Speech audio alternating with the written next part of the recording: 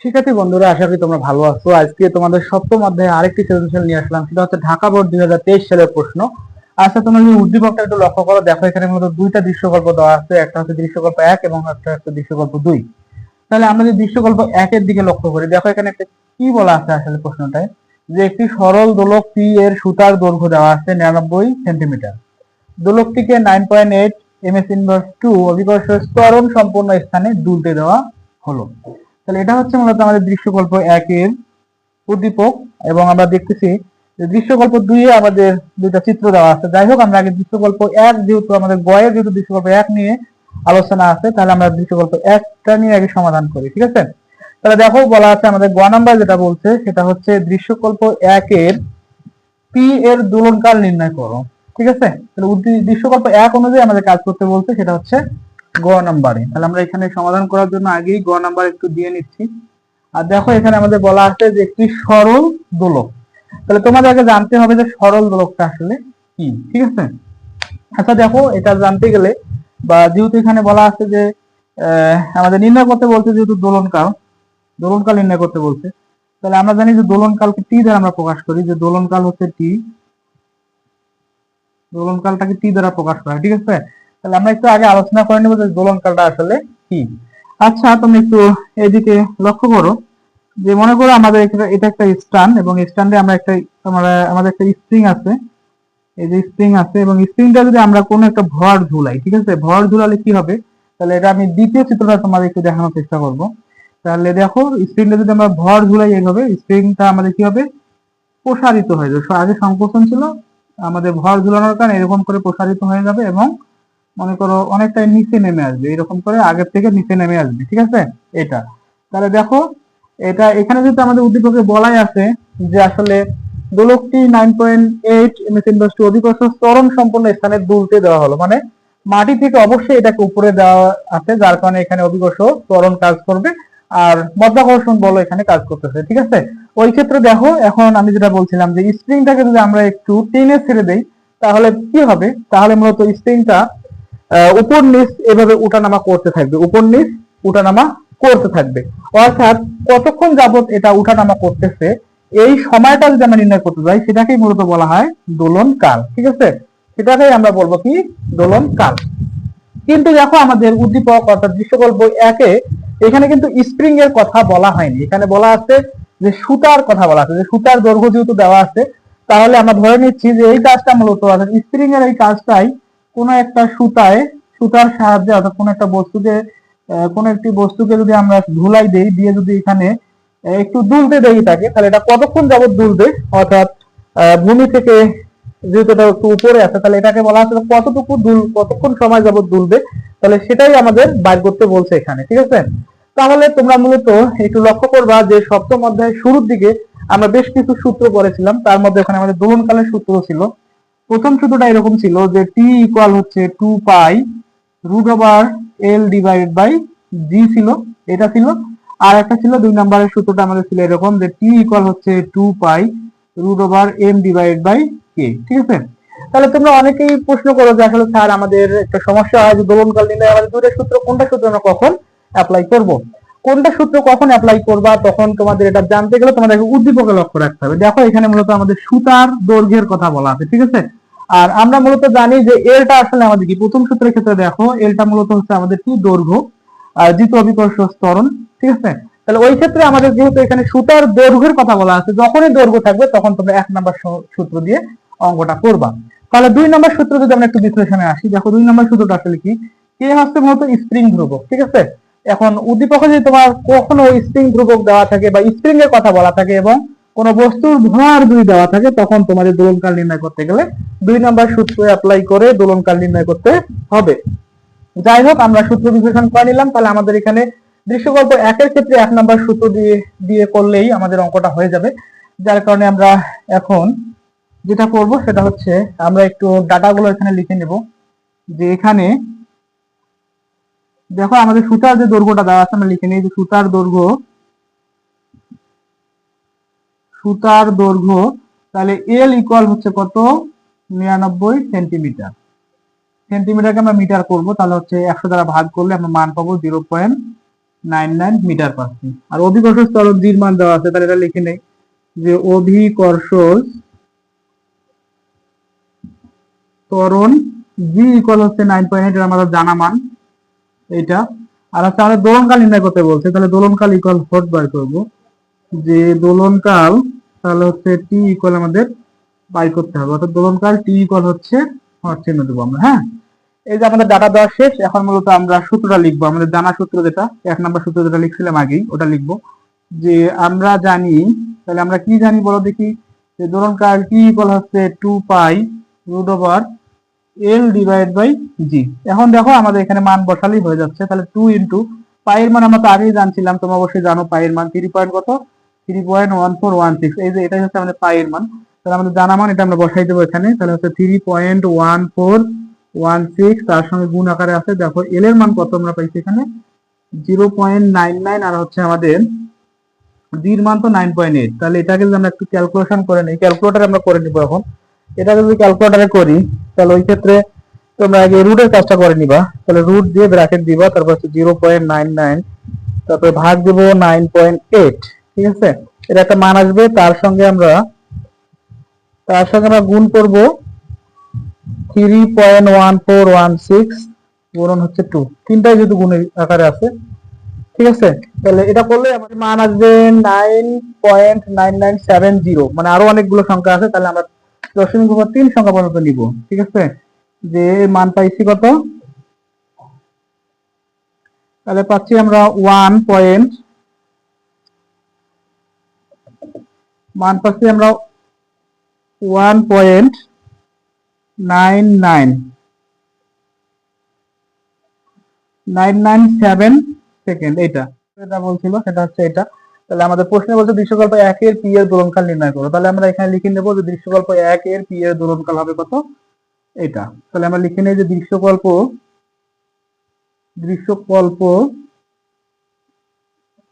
1 এর পি এর দোলনকাল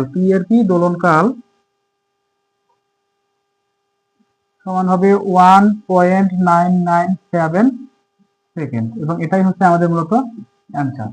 শিক্ষার্থী বন্ধুরা, তোমরা যদি এই অংশটুকু করতে পারো তাহলে তোমরা 3 মার্ক পাবা। দেখো আমাদের প্রশ্নটা কিন্তু খুবই সিম্পল ছিল এবং সূত্র অ্যাপ্লাই আমাদের খুবই সিম্পল ছিল। যাই হোক, আশা করি তোমরা বুঝতে পেরেছো। তাহলে আমরা এখন ঘ নাম্বার অঙ্কটায় যাব, ঠিক আছে। তাহলে আমি এটা একটু মিশাই দিচ্ছি, আমাদের সুবিধার জন্য আমি মিশাই দিচ্ছি। তাহলে আমরা এখন কোথায় যাচ্ছি, ঘ নাম্বার অঙ্কে চলে যাচ্ছি।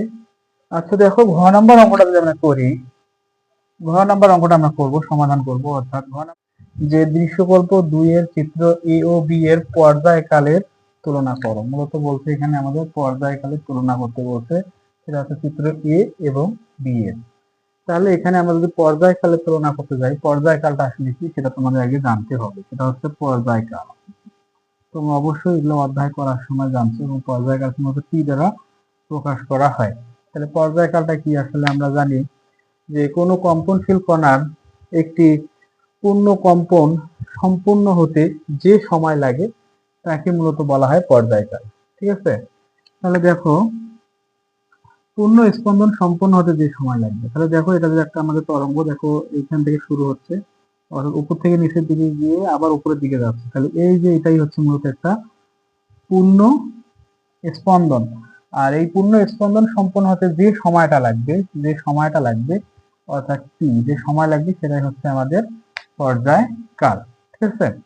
তাহলে পর্যায়কাল তোমরা এখন এখানে বুঝলা। এখন মূলত তোমাদের যেটা জানতে হবে সেটা হচ্ছে চিত্র 1 এর ক্ষেত্রে দেখো এখানে মূলত কি ঘটতেছে, ঠিক আছে। আমরা একটু চিত্র 1 এর যদি চিত্রটা একটু দেখি, তাহলে চিত্রটা আমাদের ছিল এরকম, যে দেখো এইখানে মূলত আমাদের কয়টা তরঙ্গ কাজ করতেছে, এবং এখানে আমাদের তরঙ্গ দৈর্ঘ্য কয়টা হবে সেটা আমরা এখন একটু ব্যাখ্যা করে দেখব।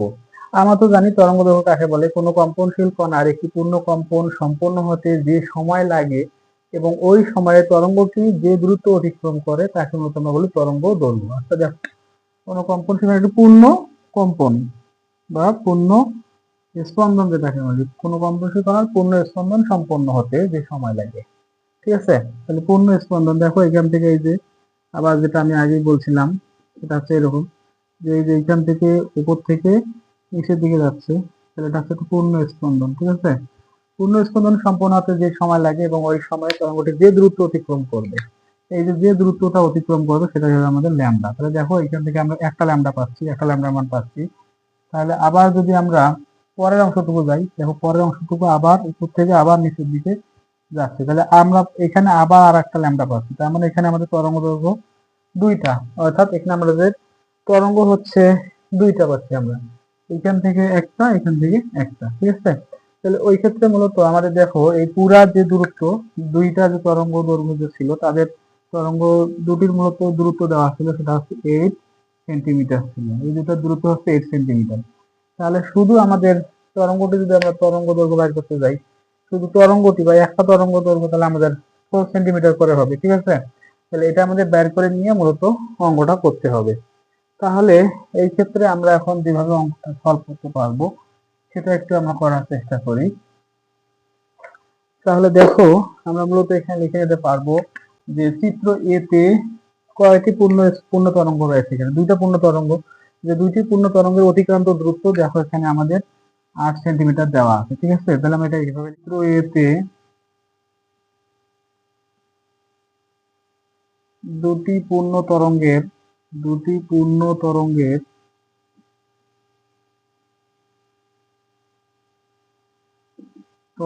অতিক্রান্ত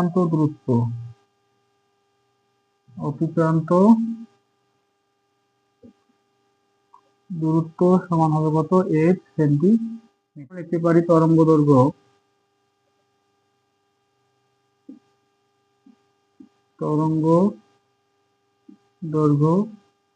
তাহলে এক্ষেত্রে আমাদের ল্যামডা ইকুয়াল হবে কত, 8 সেন্টিমিটারকে আমরা সাইড 2 দ্বারা ভাগ করে দিব, তাহলে পাবো 4 সেন্টিমিটার। সেন্টিমিটারকে মিটার করলে আমরা পাবো 0.04 মিটার পার, এটা ঠিক আছে। এটা গেল চিত্র এর ক্ষেত্রে। এই জায়গায় আমরা লিখবো যে আবার চিত্র বি তে একটি পূর্ণ তরঙ্গের অতিক্রান্ত দূরত্ব,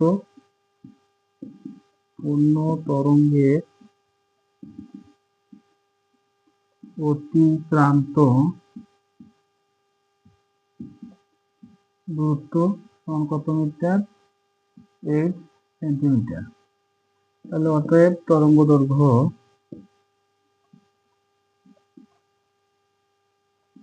দৈর্ঘ্য ল্যামডা বি ইকুয়াল হচ্ছে কত, 8 সেন্টিমিটারকে আমরা মিটার করে নিব, তাহলে 0.08 মিটার পাচ্ছি।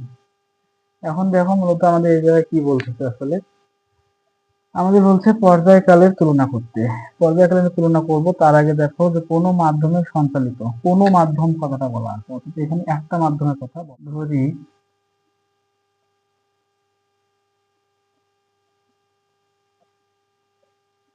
চিত্র এ এবং চিত্র বি এর তরঙ্গ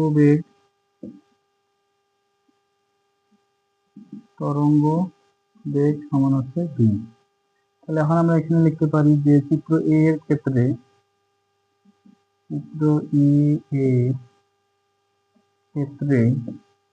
v ইকুয়াল, আমরা একটা সূত্র জানছিলাম, সেটা কি ছিল আমাদের, যে v ইকুয়াল f ল্যামডা। তাহলে এখানে আমরা লিখতে পারি f a আর হচ্ছে কি ল্যামডা a। এখন দেখো এই f a টাকে আমরা আবার কি লিখতে পারবো, যে বা v ইকুয়াল f a টাকে আমরা লিখতে পারি 1/2a ইন্টু হচ্ছে কত, ল্যামডা a। বা এই ক্ষেত্রে দেখো আমরা লিখতে পারি যে v ইকুয়াল হচ্ছে ল্যামডা, এটা উপরে, ল্যামডাটি উপরে দেই, ল্যামডা a ডিভাইড বাই হচ্ছে টি এ। বা দেখো আমরা এটাকে এইভাবে আর গুণ করে নিতে পারি, v গুণন টি এ ইকুয়াল হচ্ছে ল্যামডা a।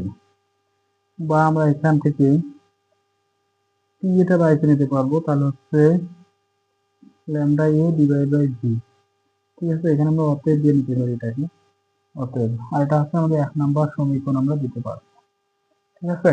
তাহলে এটা হচ্ছে চিত্র এ এর ক্ষেত্রে আমরা এরকম পাইতেছি। তাহলে এখন দেখো অনুরূপ ভাবে আমরা চিত্র বি এর ক্ষেত্র একটা সমীকরণ বাইর করতে পারবো, অর্থাৎ টিবিটা বাইর করতে পারবো। যে এখানে দেখি আমরা অনুরূপভাবে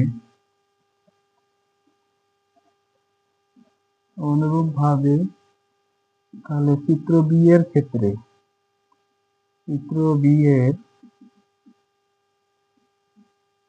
ক্ষেত্রে তাহলে দেখো ওখানেও আমরা একটা সমীকরণ পাবো, সেটা হচ্ছে পর্যায়কালের সমীকরণ। তাহলে ওটা হবে আমাদের টিবি ইকুয়াল হবে ল্যামডা বি ডিভাইড বাই হবে ভি। এই যে সমীকরণ আমাদের এরকম হচ্ছে, ঠিক আছে। এটা হচ্ছে মূলত আমাদের 2 নম্বর সমীকরণ। আমরা 2 নম্বর সমীকরণ দেবো। হ্যাঁ, এখন দেখো আমাদের কি করতে হবে, মূলত আমরা 1 এবং 2 নং সমীকরণ এখন, অর্থাৎ 1 নং সমীকরণকে 2 নং সমীকরণ দ্বারা ভাগ। এই যে আমরা লিখে নিই যে 1 নং সমীকরণকে 2 নং দ্বারা ভাগ করে, তাহলে আমরা এখানে ভাগ করে দেবো। তাহলে দেখো 1 নং সমীকরণের বাম পক্ষে যেটা আছে ওটা আমাদের উপরে চলে যাচ্ছে, T A divide by TB পাচ্ছি, টিবি ইকুয়াল দেখো আমরা পাচ্ছি তাহলে হচ্ছে lambda A divide by B, আর এখানে পাচ্ছি lambda B divide by D. তাহলে দেখো বা আমরা লিখতে পারি তাহলে T A divide by TB, equal হচ্ছে আমাদের ল্যামডা এ ভি গুণন হচ্ছে ভি বাই ল্যামডা বি। তাহলে ভি ভি আমাদের কাটা যাচ্ছে, ঠিক আছে। ওই ক্ষেত্রে আমরা এখানে যেটা পাবো সেটা হচ্ছে যে বা আমরা লিখতে পারি যে টি A divide by TB equal, দেখো আমরা উপরে পাচ্ছি ল্যামডা এ আর নিচে পাচ্ছি কত ল্যামডা বি, ঠিক আছে। এরকম আমরা পাইতেছি। আচ্ছা, আমাদের যেহেতু একটু জায়গা সংকট, তার কারণে আমরা এদিকে চলে আসবো, তাহলে আমরা এই দিকে একটু লেখার চেষ্টা করবো। হ্যাঁ, তাহলে দেখো আমাদের টি এ ডিভাইড বাই টিবি, অর্থাৎ টিবিটা আমাদের ভাগ আকারে আছে, তাহলে এটাকে যদি আমরা ওই দিকে পাঠাই দিই তাহলে গুণ হয়ে যাবে। তাহলে ওই ক্ষেত্রে দেখো যে টি এ ইকুয়াল আমরা পাবো এরকম, যে ওই দিকে গেলে আমাদের গুণ হয়ে যাবে। যাই হোক, গুণ করার আগে আমরা যে মানগুলো বসাই দিতে পারবো। দেখো আমাদের ল্যামডা এর কিন্তু মান আমরা পাইছি, এই যে ল্যামডা এর মান এটা, ল্যামডা বির এটা মান, আমরা মানগুলো আগে বসাই দিই এখানে। যে বা দেখো আমরা পাচ্ছি টি A divide by TB equal, টি এর মান পাইছি আমরা, সরি ল্যামডা এর মান পাইছি আমরা 0.04, তাহলে এখানে মান বসাবো 0.04 আর হচ্ছে 0.08। তাহলে এটা যদি আমরা উপর নিচ কাটাকাটি করি তাহলে হচ্ছে আমাদের টি এ ডিভাইড বাই টিবি একটা মান পাবো, সেটা হচ্ছে 1 ডিভাইড বাই 2, মানে উপর নিচ কাটাকাটি করবো, ঠিক আছে। তাহলে ওই ক্ষেত্রে দেখো আমরা পাবো যে টি এ, তাহলে দেখো টিবিটা আমাদের যে ভাগ আকার আছে ওদিকে গুণ হয়ে যাবে, তাহলে হচ্ছে টিবি গুণন হচ্ছে কত 1 ডিভাইড বাই 2। তাহলে আমরা এখানে যেটা বলতে পারতেছি সেটা হচ্ছে যে চিত্র 1 এর পর্যায়কালটা হবে চিত্র 2 এর পর্যায়কালের অর্ধেক। তাহলে আমরা এটা পাচ্ছি যে চিত্র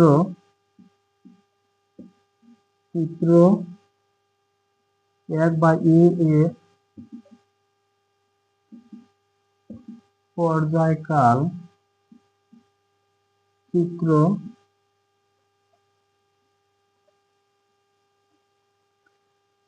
বি এর পর্যায়কালের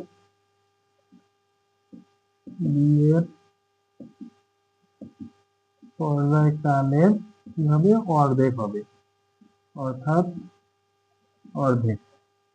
তো ভিউয়ার্স, আমাদের সম্পূর্ণ অঙ্কটা আমরা এখানে সমাধান করলাম।